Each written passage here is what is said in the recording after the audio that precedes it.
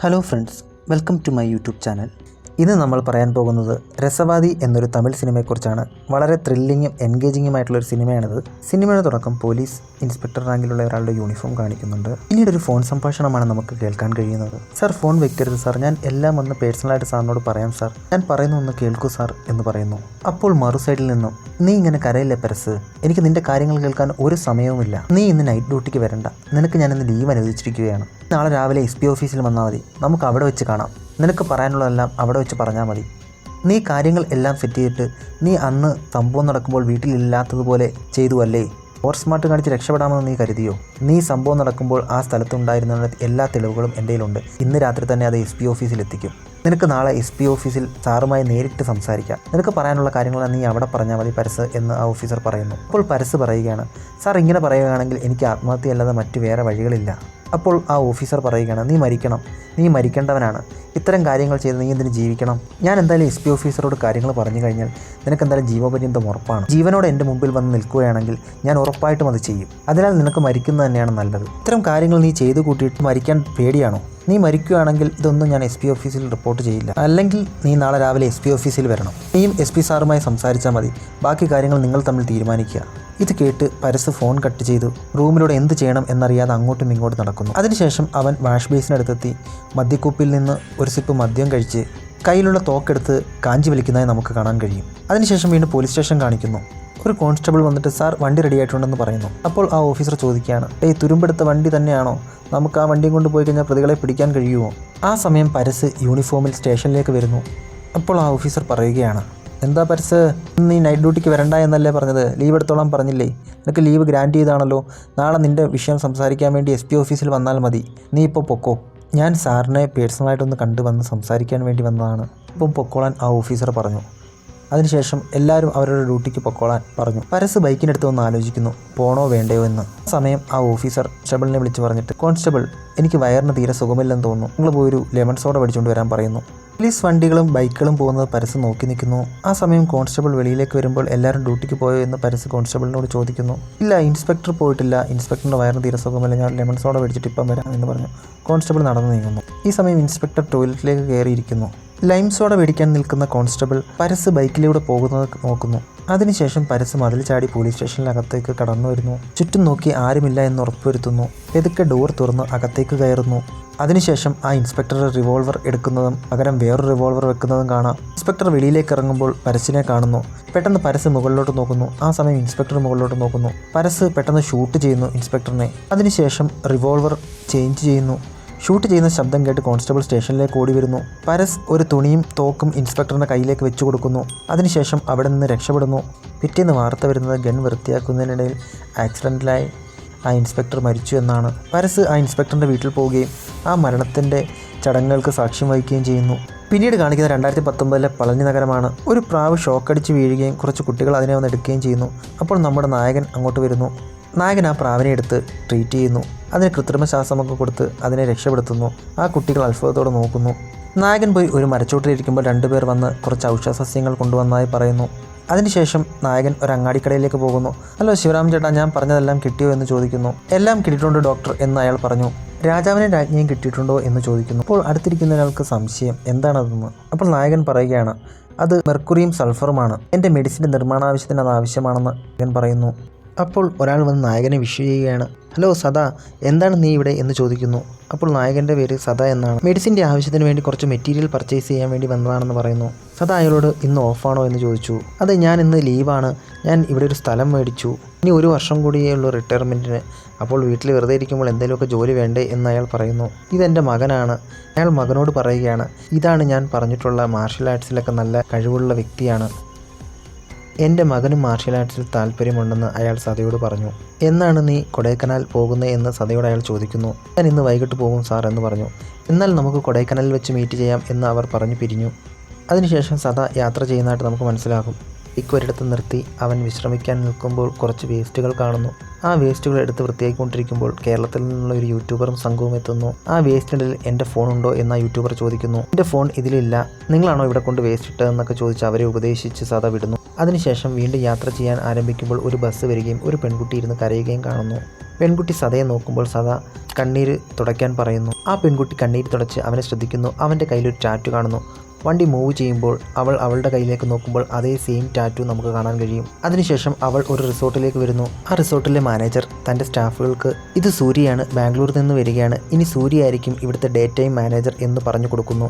കിച്ചണിലേക്ക് ഒരു സ്റ്റാഫ് വന്നിട്ട് പറയുകയാണ് നമ്മുടെ റിസോർട്ടിലേക്ക് പുതിയ മാനേജറായി വന്നത് മഹാലക്ഷ്മിയെ പോലെ ഒരു പെൺകുട്ടിയാണെന്ന്. അടുത്ത സീനിൽ കാണിക്കുന്നത് മഹാലക്ഷ്മിയെ പോലെയുള്ള സൂര്യ ഇരുന്ന് കഞ്ചാവ് വലിക്കുന്നതാണ്. അവൾ എന്തോ കാര്യമായി ആലോചിക്കുകയും ചെയ്യുന്നുണ്ട്. സദ തൻ്റെ ഹോസ്പിറ്റലിലേക്ക് വരുന്നു.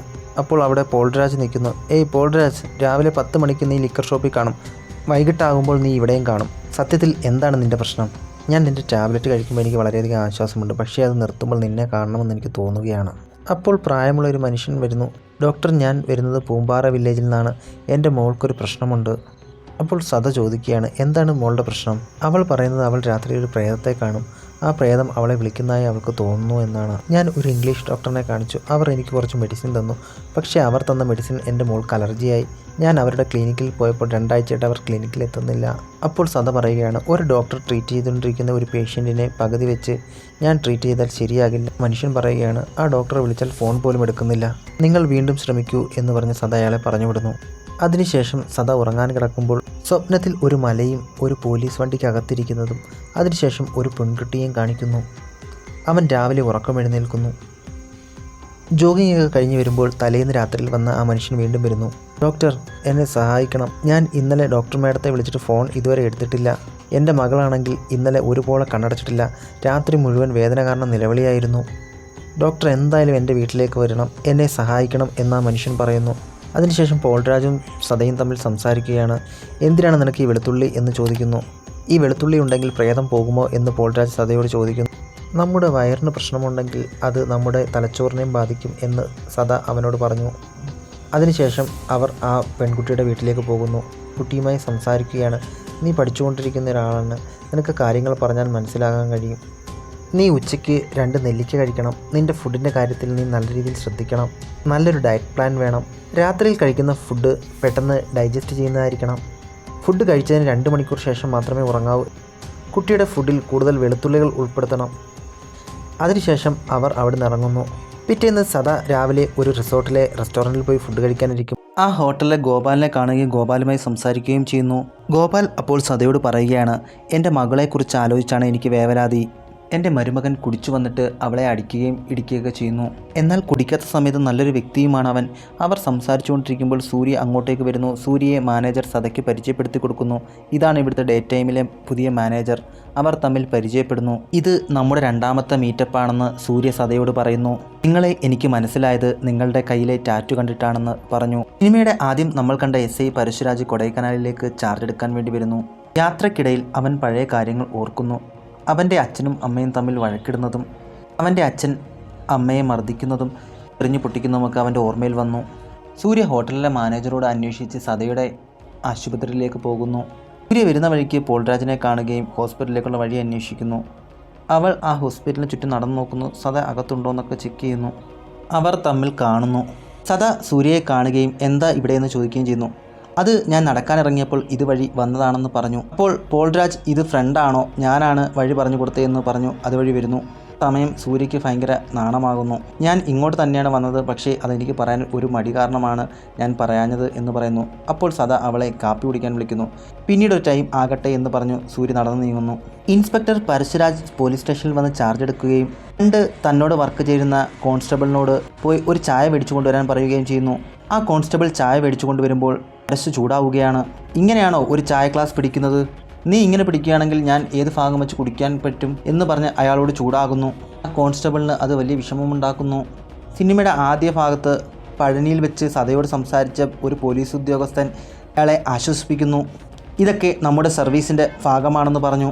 നിങ്ങൾ ഒരുമിച്ച് വർക്ക് ചെയ്തതല്ലേ 10 വർഷം മുമ്പ് ഒരു സ്റ്റേഷനിൽ എന്ന് ആ കോൺസ്റ്റബിളിനോട് അയാൾ ചോദിക്കുന്നു. അതെ സാർ, ഞാൻ കടലൂർ സ്റ്റേഷനിൽ ആയിരുന്നപ്പോഴാണ് ഇദ്ദേഹത്തിൻ്റെ ഭാര്യ മരിച്ചത്. അന്നത്തെ ഇൻസ്പെക്ടറും ഇയാളും തമ്മിൽ ഒരു ചെറിയ വാക്കുതർക്കമുണ്ടായിരുന്നു. ഇയാൾ അന്ന് വീട്ടിലുണ്ടായിരുന്നോ ഇല്ലയോ എന്നതിനെപ്പറ്റി. അപ്പോഴാണ് അദ്ദേഹം തോക്ക് വൃത്തിയാക്കുന്നിടയ്ക്ക് മരണപ്പെട്ടത്. വീണ്ടും പോലീസ് സ്റ്റേഷൻ കാണിക്കുന്നു. ഇൻസ്പെക്ടർ പരസ് വെളിയിലേക്ക് ഇറങ്ങുമ്പോൾ ആ സ്റ്റേഷനിലെ ഒരു കോൺസ്റ്റബിൾ വന്നിട്ട് ഇത് എൻ്റെ ഫാമിലിയാണ്, നാട്ടിൽ നിന്നും കൊടൈക്കനാൽ കാണാൻ വന്നതാണെന്ന് പറയുന്നു. അത് കേട്ട് പരസ് അവനെ കൊണ്ട് തൻ്റെ ഷൂലേസ് കെട്ടിപ്പിക്കുന്നു. ആ കോൺസ്റ്റബിളിന് അത് വലിയൊരു ബുദ്ധിമുട്ടുണ്ടാക്കുന്നു. അയാൾ രാത്രിയിൽ മദ്യപിക്കുമ്പോൾ വേറൊരു ഉദ്യോഗസ്ഥൻ വന്ന് അയാളെ ആശ്വസിപ്പിച്ചു. പിന്നീട് സദയ്ക്ക് ഒരു കോൾ വരുന്നു. ഇത് സദാശിവൻ പാണ്ഡ്യനല്ലേ? ഞാൻ ട്രീറ്റ് ചെയ്തുകൊണ്ടിരുന്ന ഒരു പേഷ്യൻറ്റിനെ നിങ്ങൾ ട്രീറ്റ് ചെയ്തു. നിങ്ങളെ എനിക്കൊന്ന് കാണണം, എൻ്റെ ക്ലിനിക്കിലേക്ക് വരണം എന്ന് പറയുന്നു. സദ ആ ക്ലിനിക്കിലേക്ക് പോകുന്നു. സദ അവിടെ വെയിറ്റ് ചെയ്യുന്നു. ആ സമയത്ത് അകത്ത് നിന്ന് അവർ സിനിമയെക്കുറിച്ചൊക്കെ റിവ്യൂ ചെയ്യുന്നത് നമുക്ക് കേൾക്കാൻ കഴിയും. കുറച്ചു നേരം വെയിറ്റ് ചെയ്തിട്ട് സദ അകത്തേക്ക് കയറുന്നു. സദ ഡോക്ടറോട് ചോദിക്കുകയാണ്, ഞാൻ കരുതി നിങ്ങൾ ഒരു പേഷ്യൻ്റെ റിവ്യൂ ചെയ്യുമായിരിക്കുമെന്ന്, നിങ്ങൾ സിനിമ റിവ്യൂ ചെയ്യുമാണോ എന്ന് ചോദിക്കുന്നു. അതെ, ഞാൻ 14 വർഷമായി സിനിമ റിവ്യൂ ചെയ്യാറുണ്ടെന്ന് അവർ പറയുന്നു. എന്നിട്ട് അവർ ആ പേഷ്യൻറ്റിനെ കുറിച്ച് സംസാരിക്കുന്നു. ആ ഡോക്ടറിന് അത് ഇഷ്ടമില്ലാതെ വരികയും എൻ്റെ പേഷ്യൻറ്റിനെ എന്തിനാണ് ചികിത്സിച്ചതെന്നും ചോദിക്കുന്നു. സദയെ അംഗീകരിക്കാൻ ആ ഡോക്ടർ തയ്യാറാകുന്നില്ല. ചെറിയ ആർഗ്യുമെൻറ്റ്സ് ഒക്കെ ഉണ്ടായി അവർ അവിടെ നിന്ന് പിരിയുന്നു. സദ തിരിച്ച് ആശുപത്രിയിൽ നിന്ന് ഇറങ്ങാൻ നേരം ഇൻസ്പെക്ടർ പരസിൻ്റെ ദേഹത്ത് തട്ടുകയും സദ അതിന് സോറി പറയുകയും ചെയ്യുന്നു. ഇൻസ്പെക്ടർ ദേഷ്യത്തോടെ നോക്കുകയും അവൻ മുടന്തി നടന്നു പോകുന്നത് ശ്രദ്ധിക്കുകയും ചെയ്യുന്നു. ഇൻസ്പെക്ടർ പരസ് ആ ഡോക്ടറെ വന്ന് കാണുന്നു. തൻ്റെ കാര്യങ്ങൾ പറയുന്നു. കുട്ടിക്കാലത്ത് എൻ്റെ മനസ്സിൽ വലിയൊരു മുറിവുണ്ടായി. അത് ഇതുവരെ ഉണങ്ങിയിട്ടില്ല. 10 വർഷങ്ങൾക്ക് മുമ്പ് വീണ്ടും അവിടെ തന്നെ ഒരു മുറിവുണ്ടായി. അപ്പോൾ ആ ഡോക്ടർ ചോദിക്കുകയാണ്, ഇമോഷണൽ മുറിവാണോ എന്ന്. അതെ, ഇമോഷണൽ മുറിവാണ്. ഡോക്ടറുടെ കണ്ണുകൾ എൻ്റെ അമ്മയുടെ കണ്ണുകൾ പോലെയാണ്. നിങ്ങൾക്ക് അമ്മയെ അത്രയ്ക്കും ഇഷ്ടമാണോ എന്ന് ചോദിക്കുന്നു. അപ്പോൾ പരസ് പഴയ കാര്യങ്ങൾ ഓർക്കുന്നു. അതിനുശേഷം കയ്യിലുള്ള ഒരു കുറിപ്പ് കാണിച്ചിട്ട്, എനിക്ക് ഈ മരുന്നുകൾ ഇവിടെ കിട്ടുന്നില്ല, എനിക്ക് ഇതേപോലുള്ള കുറച്ച് മരുന്നുകൾ കുറിച്ച് തരുമോ എന്ന് ഡോക്ടറോട് ചോദിക്കുന്നു. ഡോക്ടർ മരുന്ന് കുറിക്കുന്ന സമയത്ത് അവൻ ഓരോ ഗോഷ്ഠികളൊക്കെ കാണിക്കുന്നുണ്ട്. പിന്നീട് സദാ ആ റിസോർട്ടിൽ വന്ന് ഒരു വെജിറ്റബിൾ സൂപ്പ് ചോദിക്കുന്നു. കൂടാതെ സൂര്യയെയും അന്വേഷിക്കുന്നു. സൂര്യ കിച്ചണിലാണെന്ന് പറയുന്നു. ഈ സമയം ഇൻസ്പെക്ടർ പരസും ആ റെസ്റ്റോറൻറ്റിലേക്ക് എത്തുന്നു. പരസ് പഴയ കാര്യങ്ങൾ ആലോചിച്ച് വളരെ ബുദ്ധിമുട്ടുന്നതായി നമുക്ക് അറിയാൻ കഴിയും. സൂര്യ സദയോട് വന്ന് സംസാരിക്കുന്നു. ഞാൻ വെറുതെ നിന്നെ കാണാൻ വന്നതാണെന്നും സൂപ്പ് ഒരു എക്സ്ക്യൂസിന് വേണ്ടി പറഞ്ഞതാണെന്നും പറയുന്നു. ആ ഹോട്ടലിലെ സ്റ്റാഫ് വന്ന് മേഡത്തിനൊരു കോൾ ഉണ്ടെന്ന് പറയുമ്പോൾ സൂര്യ അങ്ങോട്ടേക്ക് പോകുന്നു. ഈ സമയം പരസ് അവിടുത്തെ സ്റ്റാഫിനോട് എനിക്ക് തൈര് സാദം വേണമെന്ന് പറയുന്നു. അത് ഞങ്ങളുടെ മെനുവിൽ ഇല്ലെന്ന് പറയുന്നു. നിങ്ങളുടെ മെനുവിൽ ഇല്ലെങ്കിൽ ഉണ്ടാക്കിക്കൊണ്ടുവരാൻ പറഞ്ഞ് അയാളെ പറഞ്ഞു വിടുന്നു. ഈ സമയം സദ പരസിൻ്റെ അടുത്തൂടെ പാസ് ചെയ്തു പോകുന്നു. സദ മുടന്തി നടക്കുന്നത് പരസ് നോക്കി നിൽക്കുന്നു. സൂര്യയും സ്റ്റാഫും കൂടി പരസിൻ്റെ അടുത്തേക്ക് വരുന്നു. ഇവിടെ ഇങ്ങനൊരു ഐറ്റം ഇല്ലെന്ന് പറയുന്നു. ഇല്ലെങ്കിൽ ഉണ്ടാക്കിക്കൊണ്ടുവരാൻ പരസ് പറയുന്നു. ആ സമയം മാനേജർ ഗോപാൽ വരികയും ഇത് പുതിയ കൊടൈക്കനാൽ ഇൻസ്പെക്ടറാണ് സാർ, ഞങ്ങൾ റെഡിയാക്കി തരാം എന്ന് പറയുന്നു. അടുത്ത സീനിൽ ഒരു പുഴയുടെ അടുത്തിരുന്ന് സൂര്യ ഇരുന്നു കഞ്ചാവ് വലിക്കുന്നു. ആ സമയം ഇൻസ്പെക്ടർ പരസ് അങ്ങോട്ട് വരികയും ഒറ്റയ്ക്കാണോ, ഞാൻ അങ്ങോട്ട് വരട്ടെ എന്ന് ചോദിക്കുന്നു. അപ്പോൾ സൂര്യ പറയുകയാണ്, വേണ്ട, ഞാൻ ഒറ്റയ്ക്കിരിക്കാൻ വേണ്ടി തന്നെയാണ് ഇങ്ങോട്ട് വന്നത്, നിങ്ങൾ വരേണ്ട ആവശ്യമില്ല. ഇതുവഴി കാട്ടുപോത്തുകളൊക്കെ വരാറുള്ള വഴിയാണ്, കൊണ്ട് സൂക്ഷിക്കണം. നിങ്ങൾ ഒറ്റയ്ക്കാണോ വന്നതെന്ന് പരസ് ചോദിക്കുന്നു.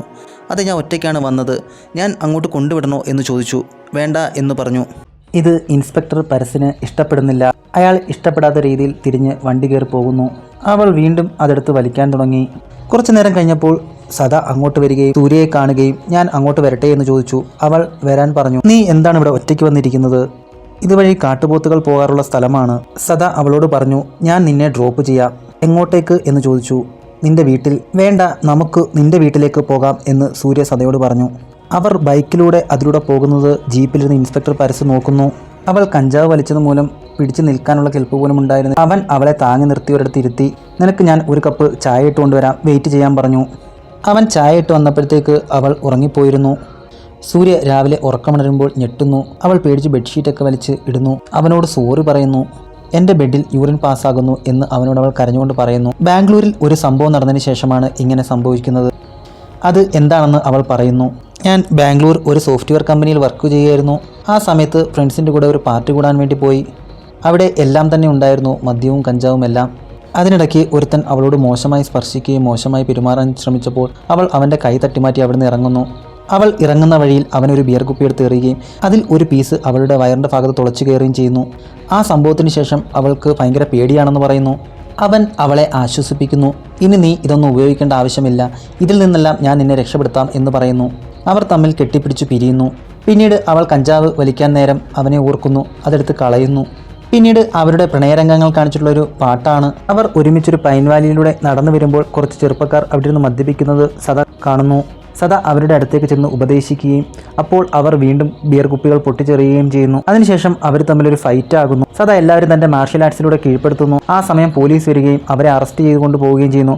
പരസ് ഇവരെ സൂക്ഷിച്ചു നോക്കുകയും ചെയ്യുന്നു. പിറ്റേന്ന് പരസ് സദയുടെ ഹോസ്പിറ്റലിലേക്ക് എത്തുകയും നിങ്ങൾ ഇവിടെ വരുന്ന ടൂറിസ്റ്റുകൾക്ക് മാജിക് മഷ്റൂം വിൽപ്പന ചെയ്യാറുണ്ടോ എന്നൊരു പരാതി കിട്ടിയിട്ടുണ്ട് എന്ന് പറഞ്ഞു.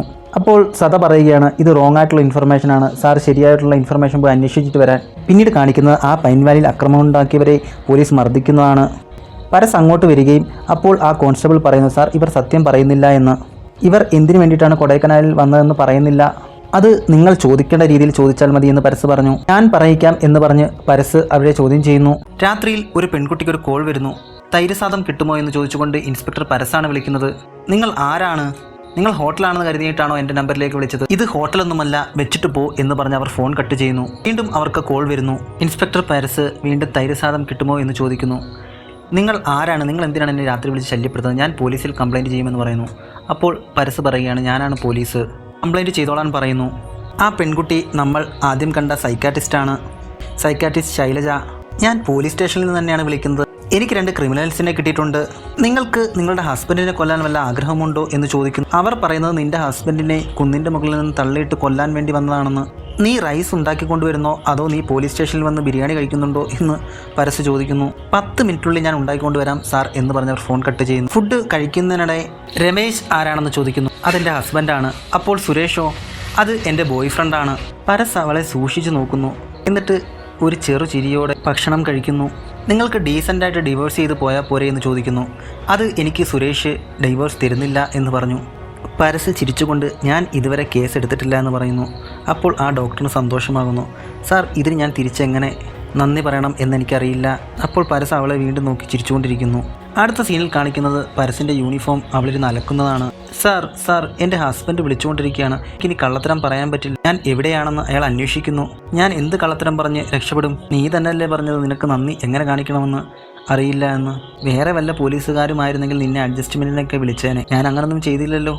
നിന്റെ കണ്ണുകൾ എൻ്റെ അമ്മയുടെ കണ്ണുകളെ പോലെയാണ്. ഞാൻ അത് ഓൾറെഡി നിന്നോട് പറഞ്ഞതല്ലേ. നീ വേണമെങ്കിൽ പൊക്കോ എന്ന് പരസ് പറയുന്നു. അവൾ പോകണ്ട എന്ന രീതിയിൽ തന്നെയാണ് അത് പറഞ്ഞത് തന്നെ. ബാക്കി കാര്യങ്ങൾ ഞാൻ കൈകാര്യം ചെയ്തോളാം എന്ന് പറഞ്ഞു. പിറ്റേന്ന് പോലീസ് ചെക്കിങ്ങിനിടയിൽ സദയും സൂര്യയും സംസാരിക്കുന്നത് പരസ് നോക്കുന്നു. സദയും സൂര്യയും സംസാരിച്ചുകൊണ്ടിരിക്കുമ്പോൾ ഒരു പെൺകുട്ടി വരുന്നു. ഡോക്ടർ സാർ ഇല്ലേ എന്ന് വിളിച്ചു ചോദിക്കുന്നു. അപ്പോൾ സൂര്യ പുറത്തേക്ക് വരുന്നു. നീ ആരാണ്? നിനക്ക് എന്ത് വേണം എന്ന് ചോദിച്ചു. അപ്പോൾ വന്ന പെൺകുട്ടി പറയുകയാണ്, നിന്നെ ഇതിനു മുമ്പ് കണ്ടിട്ടില്ലല്ലോ, നീ ആരാണ്? ഞാൻ ഇടയ്ക്കൊക്കെ ഇവിടെ വരാറുള്ളതാണ്. എൻ്റെ ഫോൺ കംപ്ലൈൻ്റായി, അതുകൊണ്ട് എനിക്ക് ഡോക്ടറിനെ കോൺടാക്ട് ചെയ്യാൻ പറ്റിയിട്ടില്ല. അതുകൊണ്ട് ഞാൻ നേരിട്ട് കാണാൻ വേണ്ടി വന്നതാണ്. ഈ സംസാരം കേട്ട് സദ വെളിയിലേക്ക് ഇറങ്ങി വരുന്നു. നീ ആരാണ് എന്ന് ചോദിക്കുന്നു. സോറി, ഞാൻ അറിഞ്ഞില്ല. ഞാൻ ശരിയായ സമയത്തല്ല വന്നതെന്ന് തോന്നുന്നു. ഞാൻ പൊക്കോളാം എന്ന് ആ പെൺകുട്ടി പറഞ്ഞു. അപ്പോൾ സദ അവളുടെ കൈ പിടിച്ച് നിർത്തുന്നു. ഇവൾ അങ്ങനെ ഇമോഷണലൊന്നും ആർന്നില്ല. നീ സത്യസന്ധമായ കാര്യം പറയാൻ, നിന്നെ ആരാണ് അയച്ചതെന്ന് ചോദിക്കുന്നു. എന്നെ ഒരു പോലീസ് റെയ്ഡിൽ പിടിച്ചതാണ്. അതിൽ ഒരാളാണ് പറഞ്ഞത്. ആരാണെന്ന് ചോദിക്കരുത് സാർ, എനിക്ക് പേടിയാണ് പറയാൻ എന്ന് പറഞ്ഞ് അവൾ പോകുന്നു. അതിനുശേഷം ഇൻസ്പെക്ടർ പരസും ഡോക്ടറും തമ്മിൽ സംസാരിക്കുകയാണ്. പരസ് ഡോക്ടറോട് ചോദിക്കുകയാണ്, നിങ്ങളുടെ അറേഞ്ച്ഡ് മാരേജ് ആണോ ലവ് മാരേജ് ആണോ? ഞങ്ങളുടെ അറേഞ്ച് മാരേജ് ആയിരുന്നു. പക്ഷേ രമേഷിൻ്റെ സ്വഭാവം എനിക്ക് ഇഷ്ടമല്ലായിരുന്നു. ഒരു സ്വാതന്ത്ര്യം കിട്ടുന്നില്ലായിരുന്നു. അതുകൊണ്ടാണ് ഞാനിത് തീരുമാനിച്ചതെന്ന് പറഞ്ഞു. അപ്പോൾ പരസ് തൻ്റെ പഴയ കാര്യങ്ങൾ ഓർക്കുന്നു. അവൻ്റെ അമ്മ മരിക്കാനിടയായ കാര്യങ്ങളൊക്കെ അത് ഫ്ലാഷ് ബാക്കിൽ കാണിക്കുന്നു. പരസ് സ്വയം പറയുകയാണ്, അമ്മ മരിക്കുന്നതിന് പകരം ഇതുപോലെ എന്തെങ്കിലും കാര്യങ്ങൾ പ്ലാൻ ചെയ്ത് രക്ഷപ്പെട്ടാൽ മതിയായിരുന്നു എന്ന്. എൻ്റെ മനസ്സിലേക്ക് പഴയ കാര്യങ്ങൾ ഓർക്കുമ്പോൾ എനിക്ക് വളരെ ബുദ്ധിമുട്ടുണ്ടാകുന്നു. ഞാൻ ഇങ്ങനെ ആകാൻ കാര്യമായ ആൾക്കാർ വളരെ സന്തോഷത്തോടെ ജീവിക്കുകയും ചെയ്യുന്നു എന്ന് പറയുന്നിടത്ത് സദയും സൂര്യയും കാണിക്കുന്നു. ഇൻസ്പെക്ടർ പരസ് സൂര്യയെ കാണാൻ വേണ്ടി വരുന്നു. അവളോട് പറയുകയാണ്, നീയും സദയുമായി അടുപ്പത്തിലാണെന്ന് എനിക്കറിയാം. അവൻ ആരാണെന്ന് നിനക്കറിയാമോ എന്ന് ചോദിക്കുന്നു. അപ്പോൾ സൂര്യ പറയുകയാണ്, നിങ്ങളാണല്ലേ അന്ന് ആ പെൺകുട്ടിയെ പറഞ്ഞു വിട്ടത്? അവൻ അതേ എന്ന് പറഞ്ഞു. ഞാൻ അത് നല്ല കാര്യത്തിന് വേണ്ടി ചെയ്തതാണ്, പക്ഷെ ഞാൻ കരുതിയതുപോലെ ആയില്ല എന്ന് പറഞ്ഞു. എനിക്ക് നിന്നോട് കുറച്ച് കാര്യങ്ങൾ ഷെയർ ചെയ്യാനുണ്ടെന്ന് പറഞ്ഞു. നിൻ്റെ ഫ്രണ്ട് സദാശിവൻ പാണ്ഡ്യൻ 3 വർഷമായിട്ടേ കൊടൈക്കനാലിൽ വന്നിട്ടുള്ളൂ. അതിനു മുമ്പ് അവൻ എവിടെയായിരുന്നു നിന്നോട് പറഞ്ഞിട്ടുണ്ടോ എന്ന് ചോദിക്കുന്നു. അവനോട് ചോദിച്ചാൽ അവൻ PhD ചെയ്തെന്ന് പറയും. പക്ഷേ ഏത് നഗരത്തിൽ നിന്നാണെന്ന് ചോദിച്ചാൽ അവൻ മിണ്ടില്ല. അവനെക്കുറിച്ച് ശരിയായി അന്വേഷിക്കൂ, നീ ഒരു പഠിച്ച കുട്ടിയല്ലേ എന്ന് പറഞ്ഞ് പരസ് അവിടുന്ന് പോകുന്നു. സൂര്യ സദയെ കാണാൻ വേണ്ടി വരുന്നു. സദയോട് സൂര്യ ചോദിക്കുകയാണ്, ഞാൻ എന്നെക്കുറിച്ചെല്ലാം പറഞ്ഞു, നീ നിന്നെക്കുറിച്ചൊന്നും പറഞ്ഞിട്ടില്ല ഇതുവരെ. സദ അവളെ ആശ്വസിപ്പിക്കുന്നു. അവൻ എല്ലാം പറയാം എന്ന് പറഞ്ഞു. പിന്നീട് കാണിക്കുന്ന ഒരു ഫ്ലാഷ് ബാക്കാണ്. ഞാൻ പഠിച്ചത് തേനിയിലാണ്. പഠിച്ചുകൊണ്ടിരിക്കുന്ന സമയത്താണ് അമ്മയ്ക്ക് ക്യാൻസർ വന്നതും മരിച്ചുപോയതും. അതിനുശേഷം ഞാൻ വളർന്നത് എൻ്റെ അപ്പൂപ്പൻ്റെ കൂടെയാണ്. അദ്ദേഹമാണ് എന്നെ സിദ്ധവൈദ്യങ്ങളും കാര്യങ്ങളുമെല്ലാം പഠിപ്പിച്ചത്. അദ്ദേഹം തന്ന ഒരു ഉപദേശമുണ്ട്, ഒരു ജീവൻ എടുക്കാനും ഒരു ജീവൻ നൽകാനും ഈ പ്രാക്ടീസിന് കഴിയുമെന്ന്. അതുകൊണ്ട് അത് ശരിയായ രീതിയിൽ തന്നെ ഉപയോഗിക്കണമെന്ന് പറഞ്ഞു. ഞാൻ സിദ്ധ മെഡിസിൻ്റെ PhD പഠിക്കാൻ വേണ്ടി തിരുനെൽവേലിയിലേക്കാണ് പോയത്. Varma school of self defence ട്രെയിനിങ്ങിൽ ഞാൻ മാർഷൽ ആർട്സിൻ്റെ കാര്യങ്ങളെല്ലാം പഠിച്ചു. സദയും സുഹൃത്തുക്കളും തമ്മിൽ സംസാരിക്കുന്നത് കാണാൻ കഴിയും. നമ്മുടെ ഈ മലയിലെ പാറകൾ പൊട്ടിക്കാൻ വേണ്ടിയിട്ടാണ് തീരുമാനം. നമ്മൾ ഒന്നിച്ചു നിന്നാൽ മാത്രമേ ഇതിനെ തടയാൻ വേണ്ടി കഴിയൂ. പക്ഷേ നമ്മൾ ഒന്നിക്കാൻ വേണ്ടി അവർ സമ്മതിക്കത്തില്ല. ജാതി മതത്തിൻ്റെ പേരുകൾ പറഞ്ഞ് വേർതിരിവുണ്ടാക്കും. സദ അവരോട് പറയുകയാണ്, ഇവിടുത്തെ ജനങ്ങളെ നമുക്ക് ഒന്നിപ്പിക്കാൻ വളരെ ബുദ്ധിമുട്ടാണ്. സദ എന്തോ ഇരുന്ന് അരയ്ക്കുന്നതായി കാണുന്നു. പിന്നീട് സദ ചോദിക്കുകയാണ്, സർ എന്തുകൊണ്ടാണ് മെർക്കുറിയെ രാജാവെന്ന് വിളിക്കുന്നത്? മെറ്റൽസും മിനറൽസും അലോയ്സും എല്ലാം മെർക്കുറി അതിൻ്റെ അതേ ക്യാരക്ടറിൽ തന്നെ അബ്സോർബ് ചെയ്യുന്നു. നല്ലതിനെ നല്ലതായിട്ടും ചീത്തയെ ചീത്തയായ രീതിയിലും. ഒരു രാജാവ് രാജ്യം ഭരിക്കുമ്പോൾ നല്ല കാര്യങ്ങൾ നടക്കും, ചീത്ത കാര്യങ്ങൾ നടക്കും. പക്ഷേ അതിനെ ശരിയായ രീതിയിൽ വേർതിരിക്കുമ്പോൾ മാത്രമാണ് ഒരു നല്ല രാജാവാകുന്നത്. അതുകൊണ്ടാണ് മെർക്കുറിയെ രാജാവെന്നും സൾഫറിനെ രാജ്ഞിയെന്നും വിളിക്കുന്നത്. കുറച്ച് നേരങ്ങൾക്ക് ശേഷം ആ അധ്യാപകൻ്റെ മകൾ അവിടേക്ക് വരികയും സദയെ കെട്ടിപ്പിടിക്കുകയും ചെയ്യുന്നു. അവർ തമ്മിൽ പ്രണയത്തിലാണ്. നീ എന്താ കോളേജിലേക്ക് വരാത്തതെന്നൊക്കെ അവൾ ചോദിക്കുന്നു. അവൻ വിട്, സാറ് കാണും, നീ ഇപ്പോൾ പോകാൻ എന്നൊക്കെ പറഞ്ഞ് അവളെ പറഞ്ഞു വിടുന്നു. പിന്നീട് ഒരു പാട്ട് സീനാണ്. അതിൽ അവൾ ഡാൻസ് കളിക്കുന്നതും അവർ ഒരുമിച്ച് കൊടൈക്കനാലിലേക്ക് പോകുന്നത് കാണിക്കുന്നു. അവനും അവൻ്റെ സുഹൃത്തും തമ്മിൽ രാത്രി ഭക്ഷണം കഴിച്ചുകൊണ്ടിരിക്കുമ്പോൾ ഒരു വലിയ പാറ ഉരുണ്ടുവന്ന് അവരുടെ വീടിൻ്റെ മേളിലേക്ക് വീഴുന്നു. സദയും സുഹൃത്തും അത് നോക്കുന്നു. സദയുടെ സുഹൃത്ത് ആ ഗ്രാമത്തിലുള്ളവരെല്ലാം വിളിച്ചൊരു മരച്ചൂട്ടിൽ കൂട്ടുന്നു. ഇനി വീണ്ടും ഇങ്ങനെ പാറ പൊട്ടിക്കുകയാണെങ്കിൽ ഈ മല ഇവിടെ ഉണ്ടാകില്ല. 7 സിദ്ധന്മാരെ അടക്കിയ മലയാണ്. നമ്മുടെ പൂർവികന്മാർ ഉള്ളപ്പോഴേ ഉള്ള മലയാണ്. ഇത് തകരുകയാണെങ്കിൽ നമ്മുടെ വീടിന് ബലക്ഷയം സംഭവിക്കുകയും ആറകൾ വന്ന് നമ്മുടെ വീട്ടിലേക്കായിരിക്കും പതിക്കുന്നത്. സദയുടെ സുഹൃത്ത് സംസാരിച്ചുകൊണ്ടിരിക്കുമ്പോൾ അതിൽ ഒരുത്തൻ ഇറങ്ങിപ്പോകുന്നത് കാണാൻ കഴിയും. അവൻ നേരെ ചെല്ലുന്ന മുതലാളിമാരുടെ അടുത്തേക്കാണ്. അവൻ കാര്യങ്ങളെല്ലാം പറയുന്നു. ആ മുതലാളി പറയുകയാണ്, ഒന്നുകിൽ കാര്യങ്ങൾ പറഞ്ഞ് അവനെ മനസ്സിലാക്കൂ. ഇത് ഞാൻ കോടികൾ മുടക്കി ചെയ്ത പ്രോജക്റ്റാണ്. ഇതെനിക്ക് നഷ്ടം വരുത്താൻ ഞാൻ സമ്മതിക്കില്ല. അവന് പറഞ്ഞിട്ട് മനസ്സിലാവുന്നില്ലെങ്കിൽ അവനെ തട്ടിക്കളഞ്ഞേക്കാൻ പറയുന്നു. ഏതെങ്കിലും ഒരു പെണ്ണ് കേസോടെ തലയെ വെച്ച് കെട്ടിക്കൊടുക്കാൻ പറഞ്ഞു. അല്ലെങ്കിൽ വീണ്ടും ആളുകൾ ഇതിന്റെ പുറകെ എത്തും. അവൻ്റെ ഇമേജ് തകർക്കുക എന്നതാണ് ഉദ്ദേശം. സദയും സുഹൃത്തും സംസാരിച്ചുകൊണ്ടിരിക്കുന്നു. സുഹൃത്ത് സദയോട് ചോദിക്കുകയാണ് അവൻ്റെ കല്യാണ കാര്യത്തെക്കുറിച്ചൊക്കെ. എൻ്റെ സാർ ഈ പ്രശ്നം പറഞ്ഞാലും നോ പറയില്ല. എന്നാൽ അവളുടെ അമ്മ അങ്ങനെയല്ല എന്ന് പറഞ്ഞുകൊണ്ടിരിക്കുമ്പോൾ നേരത്തെ കണ്ട അവനും കുറച്ച് ആൾക്കാരും അവിടെ വരുന്നു. അവൻ വന്നിട്ട് സദയുടെ സുഹൃത്തിനോട് സംസാരിച്ച് കാര്യങ്ങൾ സോൾവ് ചെയ്യാൻ ശ്രമിക്കുന്നു. അപ്പോൾ സദയുടെ സുഹൃത്ത് പറയുകയാണ്, നിങ്ങളുടെ പ്രായത്തെ ഓർത്ത് മാത്രമാണ് ഞാൻ ഇത്ര നേരം ബഹുമാനിച്ചത്. ഇവിടെ നിന്ന് എഴുന്നേറ്റ് പോകാൻ പറയുന്നു. കാര്യങ്ങൾ ഒത്തുതീർപ്പാകില്ല എന്ന് മനസ്സിലായതോടെ അവൻ കൂട്ടത്തിലുള്ളവർക്ക് സിഗ്നൽ നൽകുന്നു. അവർ സദയുടെ സുഹൃത്തിനെ ആക്രമിക്കുന്നു. പിന്നീട് സദയുമായ ഒരു ഫൈറ്റ് സീനാണ്. സദയുടെ സുഹൃത്ത് മരണപ്പെടുന്നു. സുഹൃത്തിൻ്റെ മരണം പ്രണയം മൂലമുണ്ടായ കൊലപാതകമാണെന്ന് പിറ്റേന്ന് പത്രങ്ങളിലൊക്കെ വരുന്നു. സദയെ ഇതുമൂലം പോലീസ് അറസ്റ്റ് ചെയ്യുന്നു. ജയിലിൽ കിടക്കുന്ന സദയെ കാണാൻ വേണ്ടി അവളുടെ കാമുകി ചന്ദ്ര വരികയും അവരുടെ കൂട്ടുകാരൊക്കെ വരുന്നത് കാണാൻ കഴിയും. കുറച്ച് നാളുകൾക്ക് ശേഷം അവൻ്റെ ഒരു സുഹൃത്ത് വന്ന് പറയുകയാണ്, ചന്ദ്രയുടെ കല്യാണം കഴിഞ്ഞു, അവൾക്ക് താല്പര്യമില്ലായിരുന്നു, വീട്ടുകാരുടെ നിർബന്ധം മൂലമാണ് കല്യാണം കഴിച്ചതെന്ന്. സദ ആ ജയിലിലുള്ള കുറച്ച് അക്രമികളുമായി തല്ലുണ്ടാക്കുകയും അത് തടയാൻ വന്ന ജയിൽ വാർഡനെ അബദ്ധത്തിൽ ചവിട്ടുകയും ചെയ്യുന്നു. ഇതിൽ ദേഷ്യം വന്ന ജയിലർമാർ അവൻ്റെ കാല് തല്ലി ഒടിക്കുന്നു. പിന്നീട് ഒരിക്കലും ആ കാല് കൊണ്ട് ശരിയായ രീതിയിൽ അവന് നടക്കാൻ കഴിയരുതെന്ന് ജയിലർമാർ പറയുന്നു. അതിനുശേഷം അവനെ ഒരു ഇരുട്ടുമുറിയിൽ അടയ്ക്കുന്നു. അന്ന് അവൻ എടുത്ത തീരുമാനമാണ് പാവപ്പെട്ട ജനങ്ങൾക്ക് വേണ്ടി ഒരു ഹോസ്പിറ്റൽ തുടങ്ങണമെന്നും അവരെ സേവിക്കണമെന്നും. അങ്ങനെയാണ് അവൻ കൊടൈക്കനാലിലേക്ക് എത്തിയത്. കഥ കേട്ടുകഴിഞ്ഞ് സൂര്യ അവനെ ഓടി വന്ന് കെട്ടിപ്പിടിക്കുന്നു. ഇതെല്ലാം ഇൻസ്പെക്ടർ പരസ് നോക്കിക്കാണുന്നു. അവനെ കൂടുതൽ അസ്വസ്ഥനാക്കുന്നു. പിറ്റേന്ന് രാവിലെ സൂര്യ സദയോട് ചോദിക്കുകയാണ്, ആ ഇൻസ്പെക്ടറിന് നമ്മുടെ ജീവിതത്തിൽ എന്താണ് കാര്യം? നീ അത് സോൾവ് ചെയ്യണം. നമ്മുടെ ജീവിതത്തിലേക്ക് വേറൊരാൾ കടന്നു വരരുത്. അത് ശരിയല്ല. സോൾവ് ചെയ്യാം എന്ന് സദ പറയുന്നു. അടുത്ത സീനിൽ കാണിക്കുന്നത് പരസ് ആ ഡോക്ടറുമായി സംസാരിക്കുകയാണ്.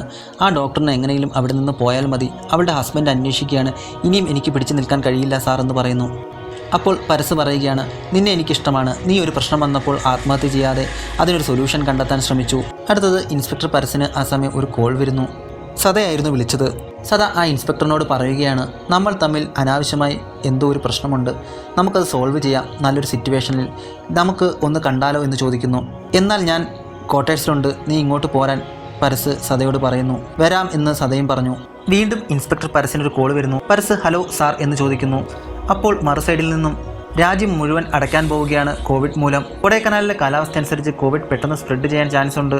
അതുകൊണ്ട് ആ നാട്ടിലുള്ള ടൂറിസ്റ്റുകളെല്ലാം അവരുടേതായ ഹോം ടൗണിലേക്ക് തിരിച്ചയക്കണം. ആ ഓഫീസർ ഫോൺ കട്ട് ചെയ്യുന്നു. ഇൻസ്പെക്ടർ പരസ് എന്തോ കാര്യമായി ആലോചിക്കുന്നു. പരസ് തൻ്റെ ജീപ്പും എടുത്ത് എന്നിട്ട് വണ്ടിയിൽ പോകാൻ നേരം അവൾക്കൊരു ഉപദേശവും കൊടുത്തു. നിന്റെ ബോയ് ഫ്രണ്ട് സുരേഷ് ഈ പ്രശ്നം നടന്നതിന് ശേഷം ഇതുവരെ ഫോൺ എടുത്തിട്ടില്ല. എന്നാൽ നിന്റെ ഹസ്ബൻഡ് രമേശ് ഇപ്പോഴും നിന്നെ വിളിച്ചുകൊണ്ടിരിക്കുകയാണ്. നീ തന്നെ നല്ലൊരു തീരുമാനമെടുക്കുക. പരസ് തൻ്റെ ജീപ്പും എടുത്ത് പുറത്തേക്ക് പോകുന്നു. ആ സമയം സദ അവിടേക്ക് വരികയും സാർ എന്ന് വിളിച്ച് ഡോറിലൂടെ അകത്തേക്ക് നോക്കുന്നു. സദ അകത്തേക്ക് നോക്കുമ്പോൾ പരസിൻ്റെ ഒരു ഫാമിലി ഫോട്ടോ കാണുന്നു. അതിൽ അവൻ്റെ പഴയ കാമുകി ചന്ദ്രയുമുണ്ട്. അവൻ അവിടെ നിന്ന് കരയുന്നു. പിന്നീട് ഒരു ഫ്ലാഷ് ബാക്ക് കാണിക്കുന്നു. പരസിൻ്റെയും ചന്ദ്രയുടെയും ജീവിതമാണ്. പരസ് ചന്ദ്രയോട് വളരെ മോശമായിട്ടൊക്കെ ഇടപെടുന്നു. അവളോട് ജോലിക്ക് പോകാൻ നേരം വേറെ ആരോടും സംസാരിക്കരുത്, അയലത്തുള്ളവരൊന്നും ശരിയല്ല, ഡോർ ലോക്ക് ചെയ്ത് ഇരിക്കണമെന്നൊക്കെ പറയുന്നു. പിന്നീട് അവൻ ഡ്യൂട്ടിക്കിടയിൽ വന്ന് ആ വീടിന് ചുറ്റും സംശയത്തോടെ നടക്കുകയൊക്കെ ചെയ്യുന്നുണ്ട്. പിന്നീട് ഒരിക്കൽ അവളെ പറഞ്ഞ് കടയിലേക്ക് വിടുകയും അവളുടെ പെട്ടി പരിശോധിക്കുമ്പോൾ അവർ അന്ന് കൊടൈക്കനാലിൽ പോയി എടുത്ത ഫോട്ടോ കാണുകയും ചെയ്യുന്നു. പരസ് അവളോട് വളരെ മോശമായ രീതിയിൽ സംസാരിക്കുന്നു. നിങ്ങൾ അന്ന് കൊടൈക്കനാലിൽ സ്റ്റേ ചെയ്തോ എന്നൊക്കെ ചോദിച്ചു. അതിനുശേഷം അവളുടെ അച്ഛനെയും അമ്മയും വിളിച്ചു വരുത്തുന്നു. നിങ്ങൾക്കറിയായിരുന്നോ ഇവളുടെ പ്രണയം എന്നൊക്കെ ചോദിക്കുന്നു. നിങ്ങൾ ഇതറിഞ്ഞിട്ടാണോ ഇവളെ എൻ്റെ തലയിൽ കെട്ടിവെച്ചത്? ഇത് പുറത്താരെങ്കിലും അറിഞ്ഞാൽ എനിക്ക് നാണക്കേട് ഉണ്ടാക്കില്ലേ എന്നൊക്കെ ചോദിക്കുന്നു. എന്നോട് എപ്പോൾ കിടന്നാൽ തന്നെയും ഇവളുടെ മനസ്സിൽ അവനായിരിക്കില്ലേ എന്നൊക്കെ ചോദിക്കുന്നു. അതിനുശേഷം അവളുടെ അച്ഛനും അമ്മയോടും പറഞ്ഞു, നിങ്ങൾ ഇനി ഈ വീട്ടിലോട്ട് വരേണ്ട ആവശ്യമില്ല.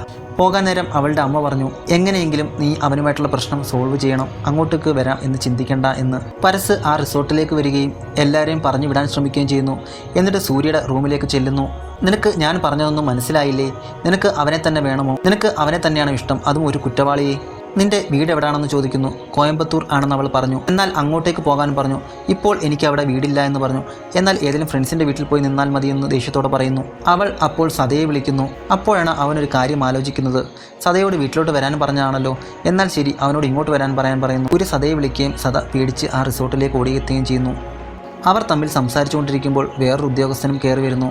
സദാ ആദ്യം പളനിയിൽ കണ്ട ആ ഉദ്യോഗസ്ഥനോട് വെളിയിൽ പോകാൻ പരസ് പറയുന്നു. പരസ് സദയോട് ചൂടാവുകയാണ്. നീ എൻ്റെ ജീവിതം തകർത്തു, എന്നിട്ട് നീ സൂചിച്ച് ജീവിക്കാമെന്ന് വിചാരിച്ചു. അപ്പോൾ സദ എന്തിനാണ് അവളെ കൊന്നതെന്ന് ചോദിക്കുന്നു.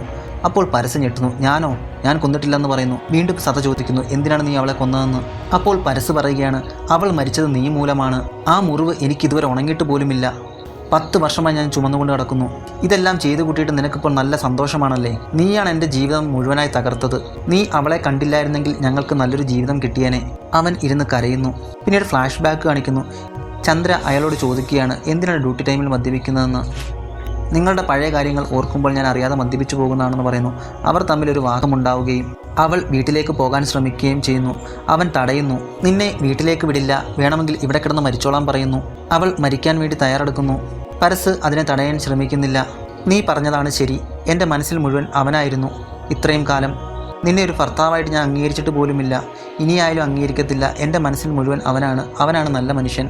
ഞാൻ ഇപ്പോൾ മരിക്കും, എന്നാൽ നീ എന്നും മരിച്ചുകൊണ്ടിരിക്കും എന്ന് പറഞ്ഞ് അവൾ മരിക്കുന്നു. അവൻ എന്ത് ചെയ്യണമെന്ന് അറിയാൻ വയ്യാതെ നോക്കി നിൽക്കുന്നു. പിന്നീട് അവർ തമ്മിൽ വലിയൊരു ഫൈറ്റ് ഉണ്ടാകുന്നു. പോലീസുകാർ ഇടപെടാൻ ശ്രമിക്കുമ്പോഴെല്ലാം പരസ് അവരെ തള്ളിമാറ്റുന്നു. അവരെ ഷൂട്ട് ചെയ്യാൻ വേണ്ടി ശ്രമിക്കുന്നു. വീണ്ടും അവനുമായിട്ട് വലിയ വാക്കുതർക്കമുണ്ടാകുകയും അടിയും ഉണ്ടാകുകയും ചെയ്യുന്നു. എൻ്റെ ജീവിതം നശിപ്പിച്ചിട്ട് നീ എന്തായാലും സൂക്ഷിച്ച് ജീവിക്കേണ്ട എന്ന് പറഞ്ഞു. അവർ ഒരു പൊട്ടിപ്പൊളിഞ്ഞ് വീട്ടിലേക്ക് കയറുകയും അവിടെ വെച്ച് ഫൈറ്റ് നടക്കുകയും ചെയ്യുന്നു. സദ അത്രയും സമയം അവനെ തിരിച്ചാക്രമിച്ചിട്ടില്ലായിരുന്നു. പക്ഷേ അവിടെ വെച്ച് സദയും തിരിച്ചാക്രമിക്കാൻ തുടങ്ങി. പരസ് ഷൂട്ട് ചെയ്യാൻ വേണ്ടി തോക്കെടുത്തപ്പോൾ സദ ആ തോക്ക് വാങ്ങുകയും ആ തോക്ക് വെച്ച് അവൻ്റെ കഴുത്തിന് ബാക്കിൽ അടിക്കുകയും ചെയ്യുന്നു. അവൻ ബോധം കെട്ട് വീഴുന്നു. കുറച്ച് നേരങ്ങൾക്ക് ശേഷം ആ പോലീസ് ഉദ്യോഗസ്ഥർ അകത്തേക്ക് കയറി വരുന്നു. ഇൻസ്പെക്ടർ പരസ് മരണപ്പെട്ടതായി സ്ഥിരീകരിക്കുന്നു. നാടിന് നമുക്കൊരു നല്ല കാര്യം ചെയ്യാം, നമുക്കിത് കൊലപാതകമായി റിപ്പോർട്ട് ചെയ്യണ്ട എന്ന് പറയുന്നു. മറ്റ് പോലീസ് ഉദ്യോഗസ്ഥരെല്ലാം അതനുസരിക്കുന്നു. നിങ്ങൾ പൊയ്ക്കോളൂ ഡോക്ടർ, ഞങ്ങൾ ഇത് കൈകാര്യം ചെയ്തോളാം എന്ന് പറഞ്ഞ് അവരെ പറഞ്ഞു വിടുന്നു. അവർ സന്തോഷത്തോടെ ഒരുമിച്ചിരിക്കുന്നിടത്ത് സിനിമ അവസാനിക്കുകയാണ്. സിനിമ ഇഷ്ടമായാൽ ചാനൽ സബ്സ്ക്രൈബ് ചെയ്യാൻ മറക്കരുതേ.